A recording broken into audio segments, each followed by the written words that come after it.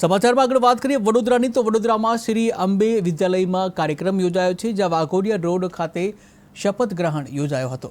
શાળાને સંસદ રૂપે રૂપાંતરિત કરવામાં આવી હતી, જ્યાં વિદ્યાર્થીઓને લોકશાહી અંગે જાગૃત કરવામાં આવ્યું હતું, જેમાં સંસદની લોકશાહી જે છે લોકશાહી પ્રમાણે કાર્ય કરે છે તેમજ સંસદ વિશેની પણ માહિતી આપવામાં આવી હતી। ત્યારે વડોદરાની શ્રી અંબે વિદ્યાલયમાં આ કાર્યક્રમ યોજાયો હતો।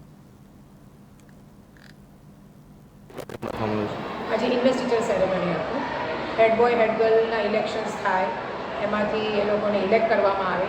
ઇન્ડિયા આપણને ખબર જ છે કે સૌથી વર્લ્ડમાં મોટામાં મોટી ડેમોક્રેટિક કન્ટ્રી છે, તો વિદ્યાર્થીઓને એ વસ્તુ પહેલાંથી કેળવાય, એ લોકોની લીડરશિપ સ્કિલ્સ ડેવલપ થાય, એ હેતુથી અમે આ કાર્યક્રમ યોજીએ છીએ।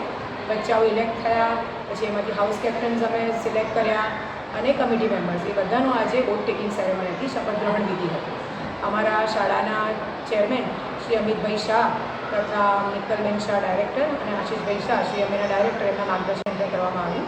અને આજના અમારા ચીફ ગેસ્ટ હતા કપૂરોએ પોલીસ સ્ટેશનના પીઆઈ શ્રી ધર્મેન્દ્રસિંહજી રાવલ સાહેબ। જે બાળકોએ ભાગ લીધો હતો આજના કાર્યક્રમમાં પ્રેયર હતી। આપણે ભગવાનને તો યાદ કરીએ જ, કોઈ પણ સારી વસ્તુ કરતાં પહેલાં પ્રેયર હતો, ડાન્સ હતો ઇંગ્લિશ મીડિયમ અને ગુજરાતી મીડિયમના વિદ્યાર્થીઓ દ્વારા, અને હેડ બોય હેડ ગર્લનો ઓથ હતો, સાથે સાથે હાઉસ કેપ્ટન અને કમિટી મેમ્બર્સનો પણ ઓથ હતો।